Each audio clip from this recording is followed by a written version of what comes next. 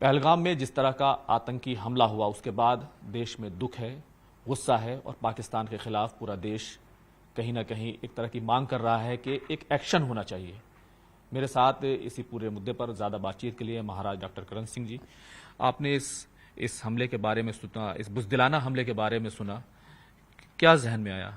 ذہن میں یہ آیا کہ یہ اس قسم کے انسان ہیں جو ایسا کر سکتے ہیں، یعنی انسانیت کی تو دھجیاں اڑ گئیں کہ لوگ اپنے پکنک کرنے گئے ہیں بیوی بچوں کے ساتھ، ان کو آ کے پوچھ کے مارنا، اور یہ ایک بہت سازش مجھے لگتی ہے، کیونکہ یہ پلان کیا ہوگا۔ اس کا مطلب ہے کہ یہ لوگ 5-7 دن سے بیٹھے ہوں گے کہیں، تبھی تو پلان کر سکتے تھے کہاں کرنا، کیسے کرنا۔ تو کیسے آئے یہ لوگ، کہاں، کون تھے؟ کشمیری تو ان میں کوئی ہے نہیں، یہ سب باہر کے ہیں۔ کشمیری کیوں اپنے آپ کو تباہ کرے؟ کشمیریوں کو اگر ان کو ذرا بھی درد ہوتی کشمیریوں کے ساتھ تو کبھی ٹورسٹ کے اوپر حملہ نہیں کرتے۔ تو یہ سیدھے طور پر کشمیریوں پر حملہ ہے، ان کے زبردست کشمیریوں پر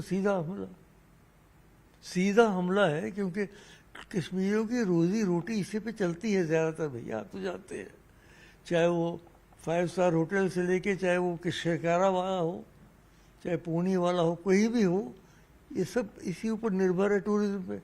اور ٹورزم کو بھی آپ نے ختم کرنے کی کوشش کی تو پھر کیا ہوا؟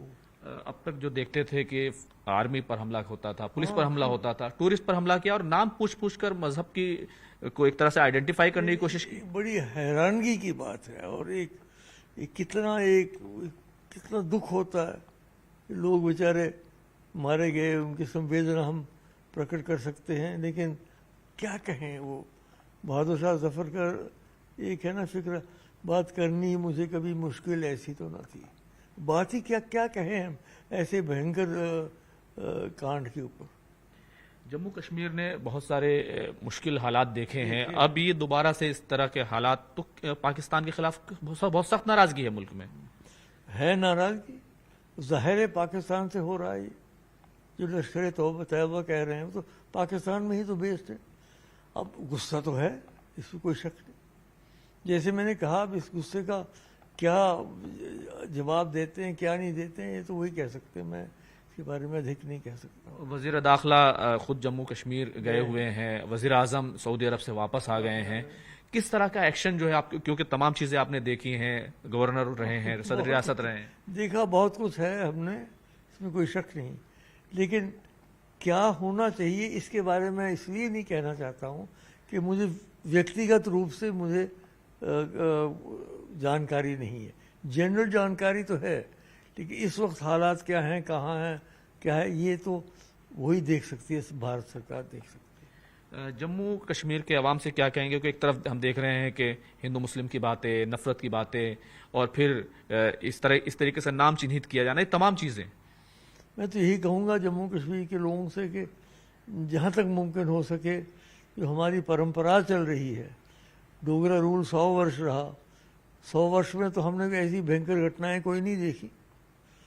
حالانکہ ڈوگرا سے کشمیری الگ تھے، بلتستی الگ تھے، لداخی الگ تھے، سب الگ الگ تھے، لیکن چلتے رہے۔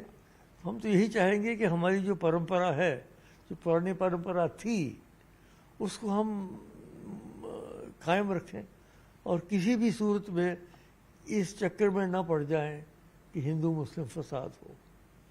تو اگر وہ ہو گیا تو پھر ان کی دوہری کامیابی ہو جائے گی۔ ان لوگوں کی دوہری کامیابی، ایک تو کامیابی ہوگی کہ وہ انہوں نے لوگ مار دیے، ٹورزم کر دیا، دوسری ہوگی کہ جو وہ چاہتے ہیں کہ ہندو مسلمان آپس میں نہ رہیں آرام سے، ہم آہنگی نہ ہو، وہ جو پوری ہو جائے گی، وہ نہیں ہم نے ہونے دینی۔ بہت بہت شکریہ بات کرنے کے لیے۔